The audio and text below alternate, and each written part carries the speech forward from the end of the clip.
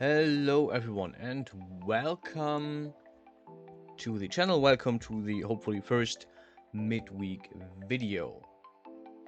I made a short animation over the last day, actually yesterday, and since a 9-second video is a bit short, I wanted to show you the animation as well as how I made this in Cascadeur and in Daz. So if there are a few things that happened to the animation that you can see in Daz, and I'm gonna talk about a few barriers that are currently in my way to making even more complex animations in Cascadeur. So let's start with the actual animation. It is a bit shaky because and I can show you later why. Yeah, it's the Princess Knight that I made. Relatively long animation, at least for my standards. It's about 8.5 seconds, so about double the length that I usually do. So the whole thing in Cascadeur is about 260 frames, and I have about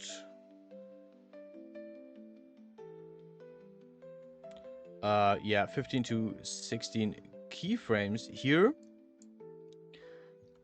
One addition that I made, this is Genesis 2 that I put in. I have a save where I have Genesis 2 as a base model already rigged, so I don't have to do this every time. And something I additionally did is I gave her a mock weapon in hand that I use as a stand-in. This is not translated back to Daz Studio, but this is just for me, so I have a visual idea of where the weapon is pointed, that the blade or the dangerous part isn't clipping through my model. And I edited this so I could have it so I could have the spear in the actual Daz Studio scene, which I have also opened and I will show you in a bit. So the first I made the keyframes. Obviously, we have about 2 seconds of stepping forward, getting into a stance, going into a dash pose. So this was the idea I had. I wanted her to dash forward. You can see that she is moving quite fast, basically just moving out of the area with spear in tow. We can see this here if we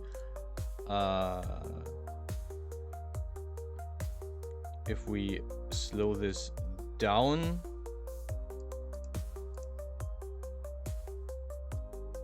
A bit, you can see the walk.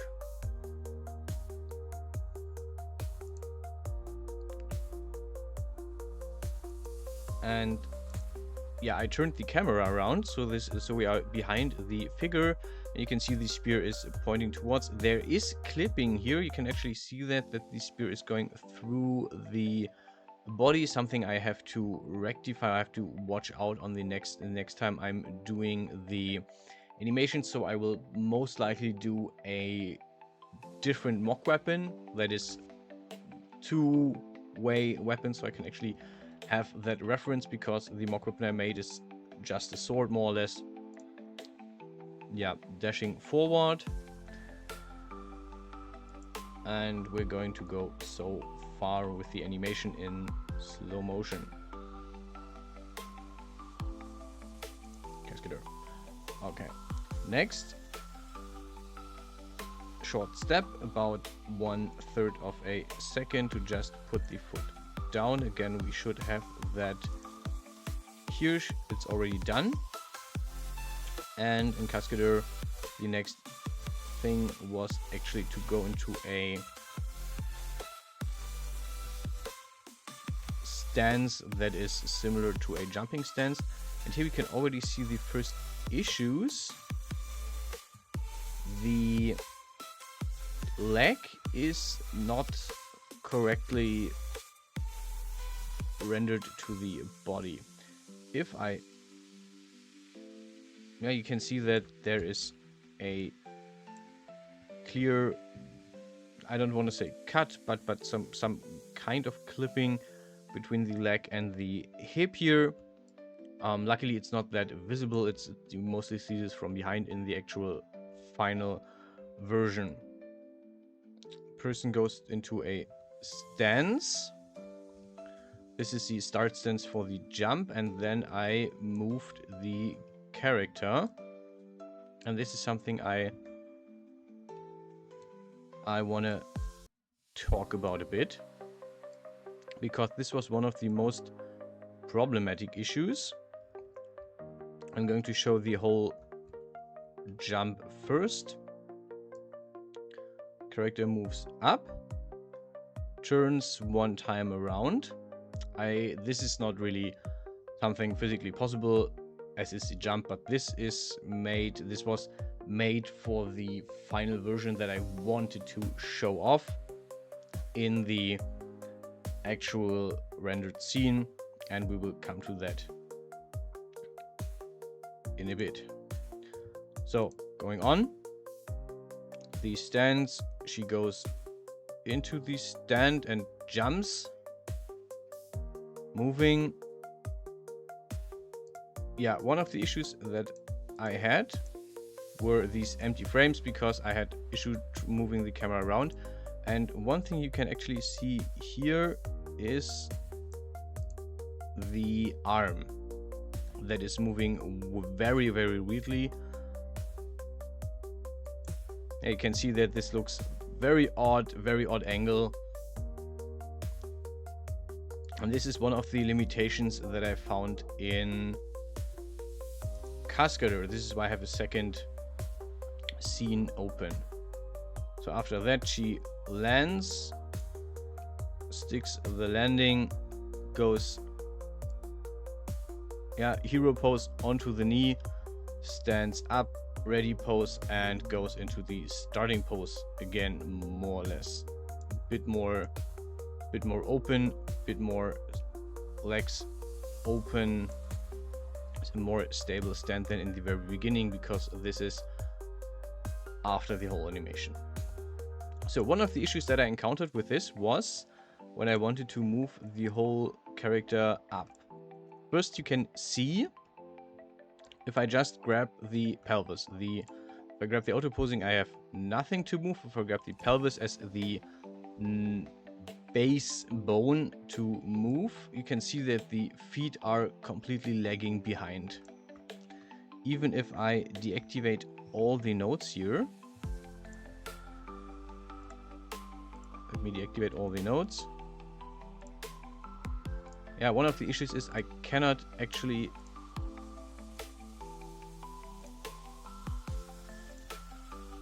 deactivate the feed nodes. If I check this, yeah, you can't deactivate the feed. That is because, I think mostly because, there is this fulcrum point thing that Cascadeur has, where you have a stance that is based on the ground. Yeah, the person tries to stay on the ground. This is why, yeah, the feet are almost touching the ground as good as they can. And even if I now move the whole thing, you can see the feet lagging behind. Yeah, the person tries to stand and tries to take a stand as soon as I put her down. What I actually did is basically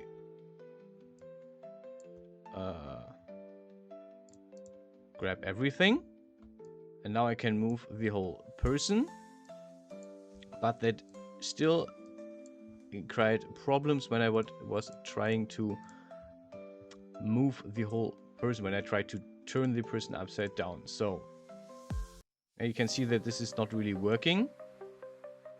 Yeah, again, if I grab both feet and I try to, for example, move them up to pull the character, it quickly gets weird. You can see that the legs are completely distorted at this point. Again, grabbing all the points.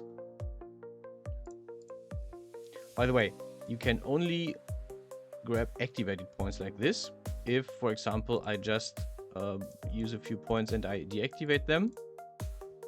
They are not selected in this. So I basically deselected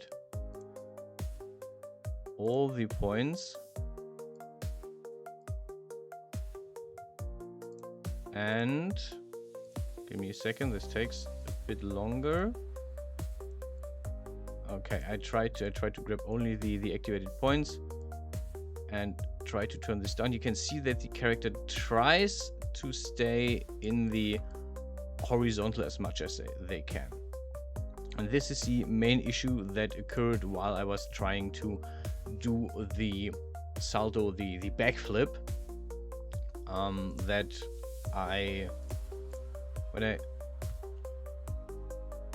what was that? I have no idea.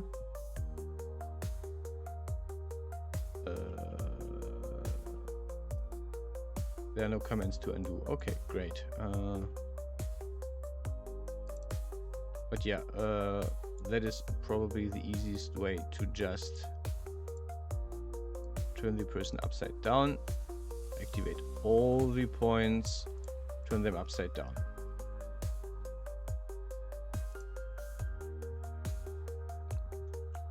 Okay, and now I can actually make the pose as I wanted to. This is about the pose that I worked with, more or less. But this is quite another issue. You can now see what happens to the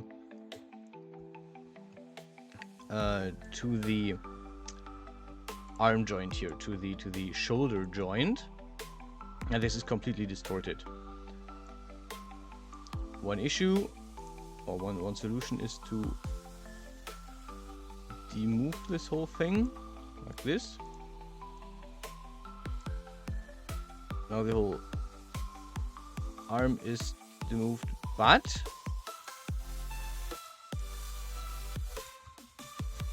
next issue, this is what basically broke the animation. So if we go back to the watch, to the video player, this is why the arm is so broken, because while it now looks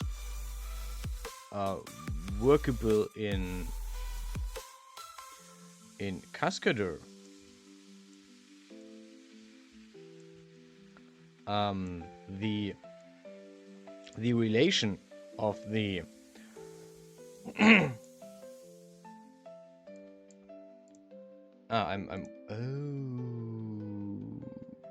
I see. The relation of the bone and the to the body is an issue. The coordinates of the whole thing. We can check that, I think, in the physics setting somewhere. Nope.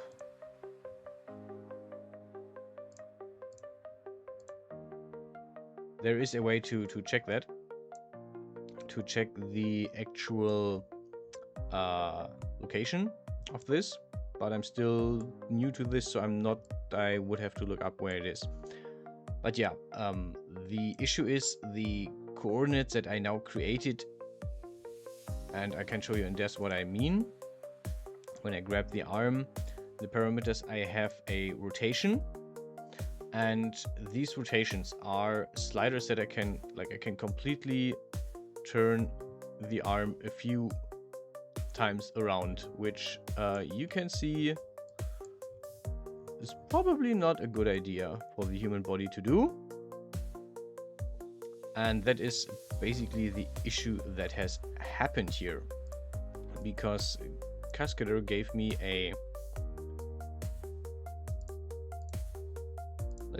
open that. Yeah, because so far everything is working in the normal coordinates, but now that I'm turning the person upside down and turning it around, yeah, you can see that between the shots until here everything works, and now you can see that the coordinates for the arm gets really broken, which I didn't notice the first time I replayed this. So when I exported this over to Daz, this is basically the issue that happened. Yeah, these weird coordinate switches. Yeah, again, they happen here. You can see this very clearly. Well, it's something I didn't do because I didn't do my homework. I didn't check frame by frame, which I should have done. Yeah, so this is completely on me. Now it works again. You can see that there's a bit of a weird breakup with the leg. This leg is definitely out of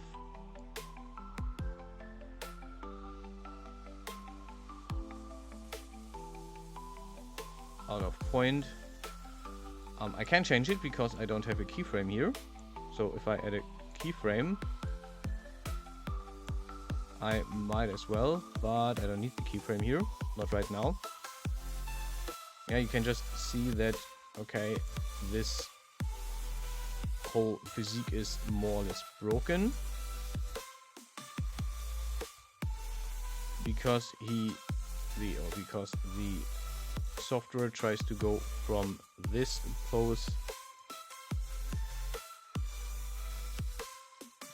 to this, and for some reason the coordinates of the legs move a lot through this, and this is the part that looks fine again. Yeah, we have the weird arm movement. We also have the jumps of the camera, which I will go into in a bit. But yeah, landing and now coming up looks fine. There is clipping with the hair. I'm well aware of that. That is something I would have to work out in Daz. Okay. The hair I did, by the way, with the spring dynamics, which is why it's open. Okay. Let's look into the whole thing in Daz. You can see that I'm in the perspective view. Yeah, so far fine. One thing that the exporting does is that there's not only the keyframes taken, there's all frames taken. Which means that at some point, for example here in the jump, let's find our figure. Yeah, if I want to edit the arms correctly. Hello. Yeah, I have to do each frame by frame to fix this.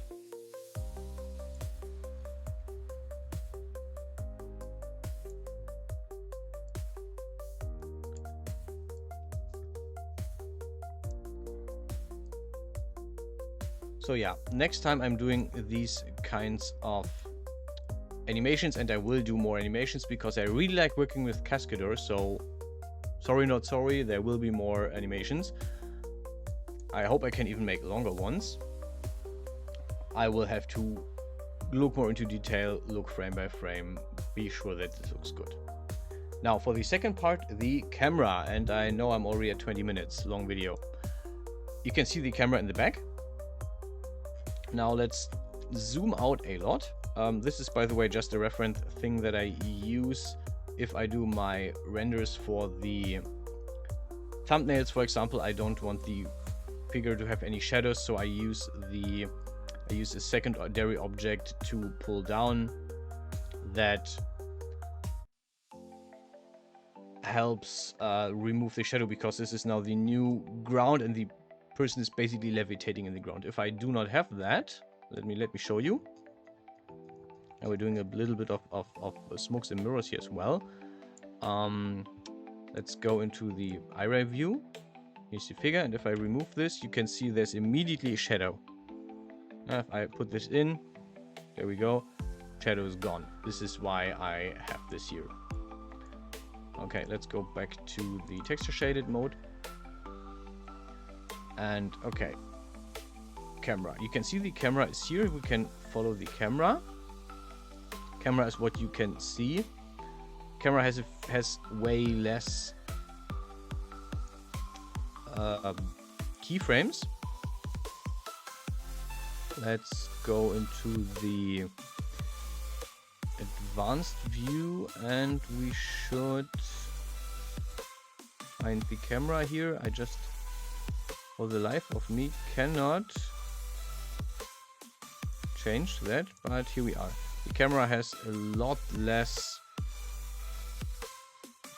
keyframes, as you can see.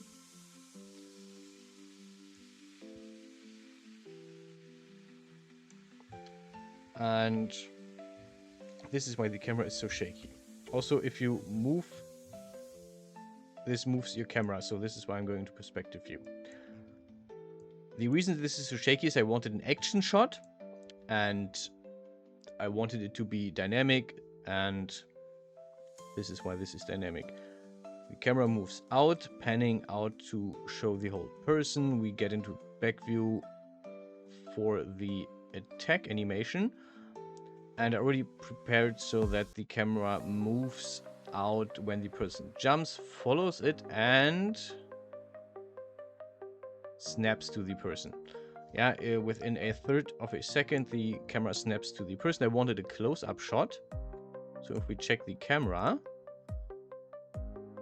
thank you for the lightning, we get a close-up shot of the person. Initially, I wanted her to be eyes closed and smiling, but I didn't do that. I will do that detail the next time.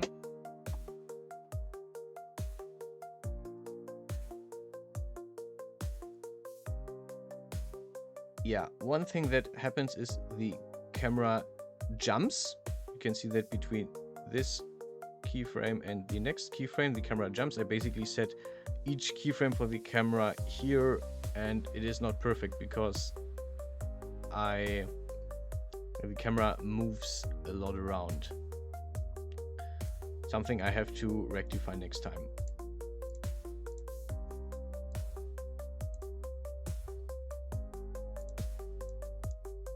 Okay, this makes it easy to follow the camera. Right, the camera is here for the action shot, jumps around a lot. That is on me. Moves out and zooms back in. And the zooms in this case are really, really, really fast, which is definitely my fault. So I'm going to re-render the whole thing, coming later today or tomorrow. Probably early tomorrow, because I have to do some other stuff there as well, so I can just let this render in peace. Takes about 50 minutes to render the whole thing. And what I will add is a reference. Let's see if I can find that reference really quick. I don't think so. I'm not gonna try for safety reasons.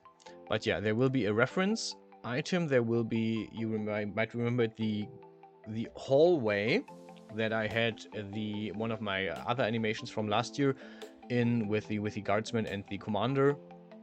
I will use that as a reference where she just sprints along for the attack, so you have a visual reference at least for that. So I will reuse this. I will redo the camera and make sure that still don't know how this is supposed to work, to be honest. Like,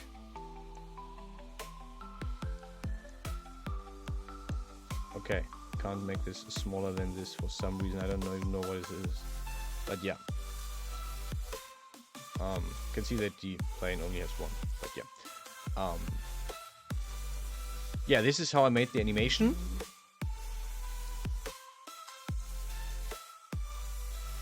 let's watch this again in normal speed.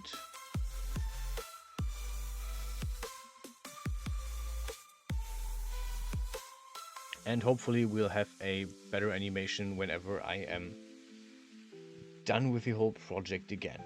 Thanks for watching. I hope this shows you a bit of how I'm currently working on my projects, and I look forward to seeing you again in the next video. Until then, stay healthy, stay safe, and I'll see you guys around.